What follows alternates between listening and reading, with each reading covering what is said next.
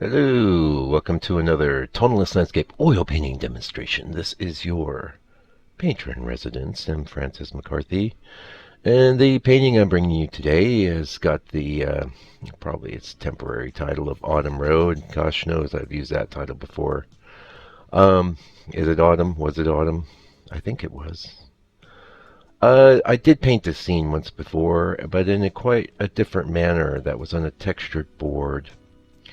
And I mean, it's like I don't even really know why I'm painting it again because I have like a zillion reference photos of this kind of thing. So, but for some reason this one resonates. And actually, you can take a look at where we're at right now. Look at how I'm creating shapes. You know what I mean? That's really something you want to think about when you're trying to break down your picture. Just break everything down into large shapes and then subdivide those into smaller shapes. And don't get too crazy with it. Don't like start dividing and dividing and dividing and getting yourself to a point where you've got this like totally involved drawing or whatever, and then you're like, oh, I don't really want to paint that now.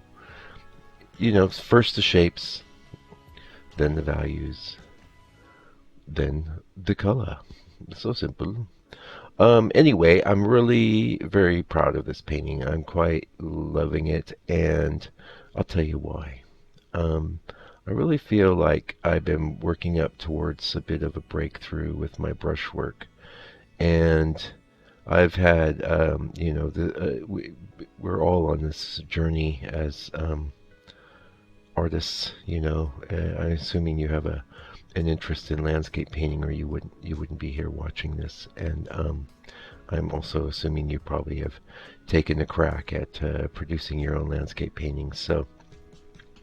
But I guess what I want to chat about today would apply to any kind of painting you want to do. Because, so what do you got? You got your board, you got your brush, you got some paint, you got some medium, and you got some time, and you're going to make a painting. And I remember starting out, I was always like, I think with my earliest efforts, I was just pretty mechanical. I was actually using pretty small brushes, and in some cases like little sable brushes and things. And I was just doing my best to copy the photo onto the board. And with some artistry, don't get me wrong, but there's a lot of aesthetic decisions that were being made. But it was a sort of an illustrative approach, and I actually think a lot of those paintings are pretty good. It's amazing how the universe will give you kind of this grace period when you start in on something. Maybe you've experienced that too, where your first attempts were really good, and you were thinking, "Well, hey, I can do this." And I actually had a grace period of maybe a year or so, and then the bad paintings started hitting, and then throughout the next 3 or 4 years, I would produce good paintings, but plenty of bad ones too. And the sad thing is I didn't even realize some of them were that bad until looking at them later. But I digress, because what I really want to talk about is brushwork. But brushwork ties into that. So, you got your color, you got your board, you're starting to pop color on. Are you going to apply your strokes just meat and potatoes like I did when I was starting out? Just like put that down. Um, After you get to that point, then you start going, well, maybe I ought to get a little cheeky with this. You've seen people like Sargent. You've seen people like, well, the guy I'm going to mention in a bit. We'll see if I remember that. But, people, William Merritt Chase is another great brushwork guy. There's so many out there that are just, virtuosos with the brush. And you see this stuff and you go, well, there's another one is, what's his name? Oh, Mister, I gotta have to look at his book because my brain's going. Richard Schmid, what a great brushwork guy he is, man. And I see guys like that, and you're going, well, maybe I should be a little more creative with my brushwork. And so, and you've heard me, I'm sure, in many videos say, change up the angle of your brush, how you hold the brush, and things like that. And that's all part of being creative with your brushwork. Don't always hold it mechanically, like you would hold a pencil or something like that. Hold it a bunch of different ways. You get a bunch of different types of strokes off of it, and you can get kind of a creative fracture. And so I moved into that, and that looks good. I've got quite a lot of paintings. I mean, it can look good, or it can really go. It can look too. There can be too much artifice. It can be.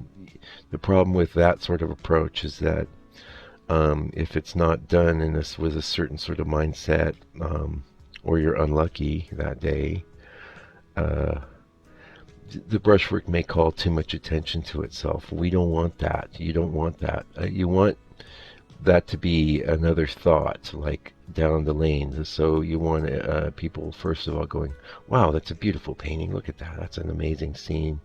I love it, And then they get a little closer and they go, wow, look at these colors. They're great. And this brushwork is amazing, That's how you want it to go. Not like, wow, look at that brushwork. That guy's really into his brushwork. That's not a success, if you ask me. Just my opinion.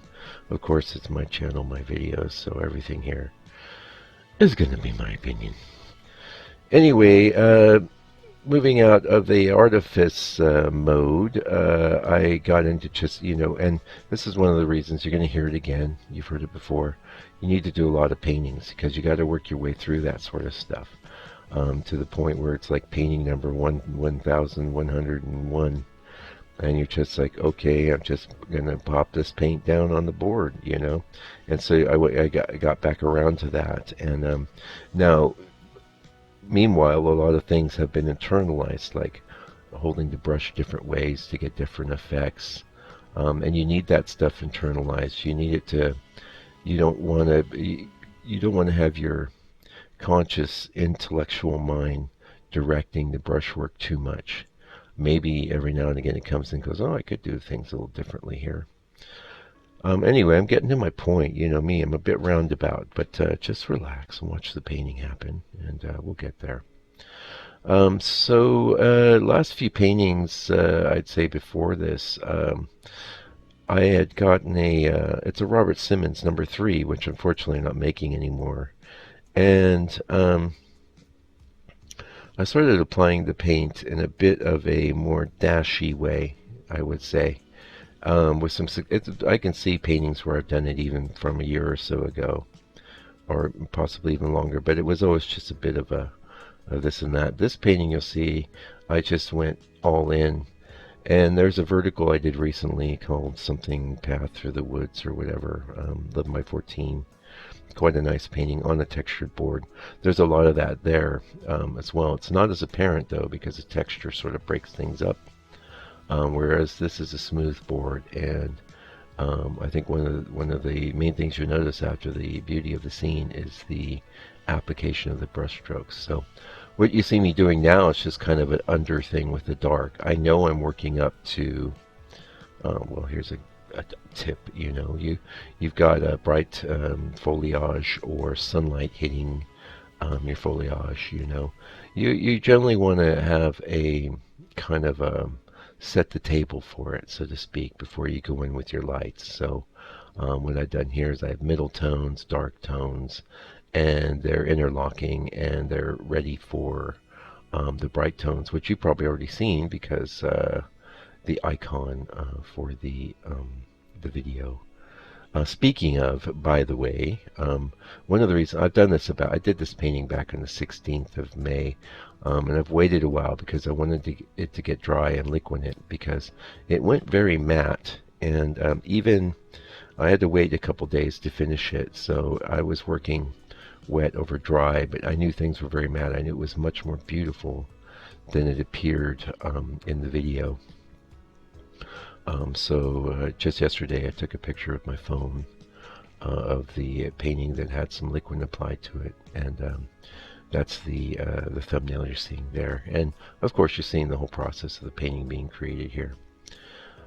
Anyway, this sort of dashy approach, it really works well, and it's been it's almost, I don't know if you're aware of this, but I was an illustrator for, about 13 years, a professional illustrator, commercial illustrator. But prior to that, the way I got that gig was I was a big time pen and ink and brush and ink guy, and I know quite a lot about inking with a pen and inking with a brush, and a lot of that involves what you call hatching, which is a certain approach to creating shading. When you have only two colors, black and white, and the Dashy approach that I kind of get into here is throwing back to some of the skills that I'd acquired there,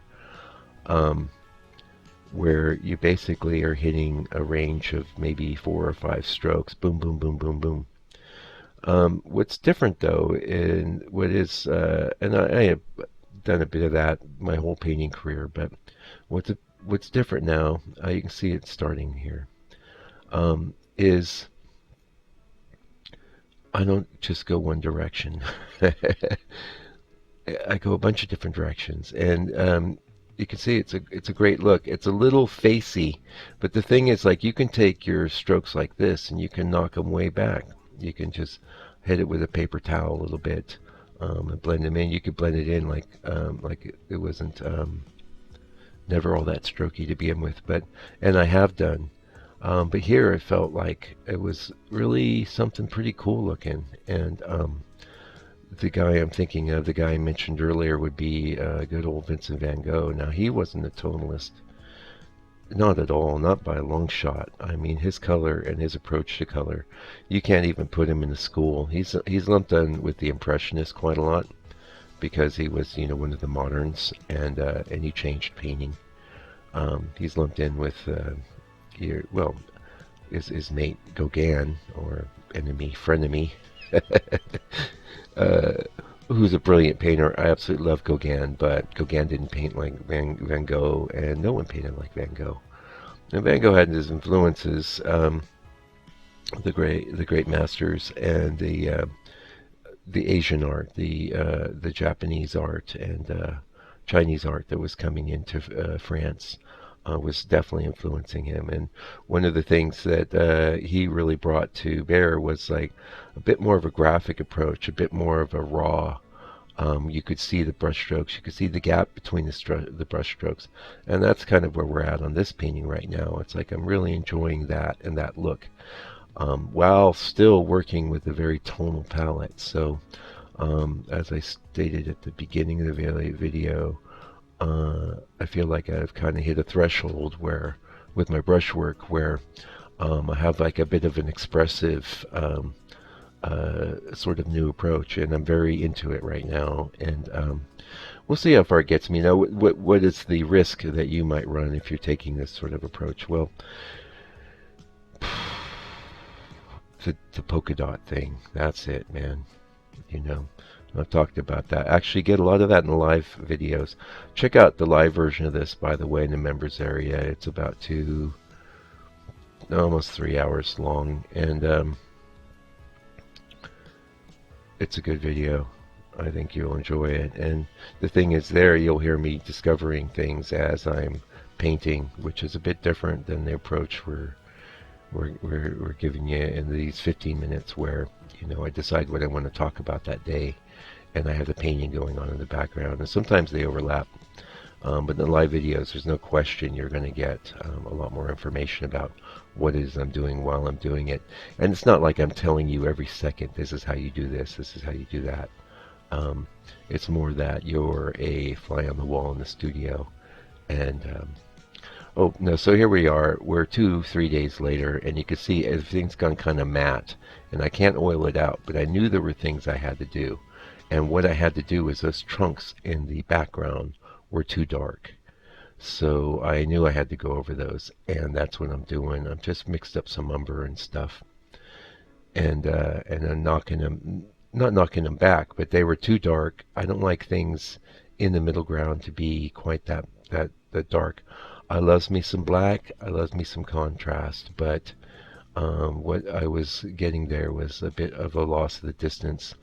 And you're really not seeing the colors too accurately at this point, because the painting has gone mostly matte, and it's at that ugly duckling stage, waiting for a coating of liquid or an oiling out or a varnishing if God knows I could ever get around to doing any of that. Anyway, thank you so much for joining me today. Hopefully you enjoyed watching me do this painting. I'm very proud of it and very happy to present it to you. And I will be back real soon with another video for you.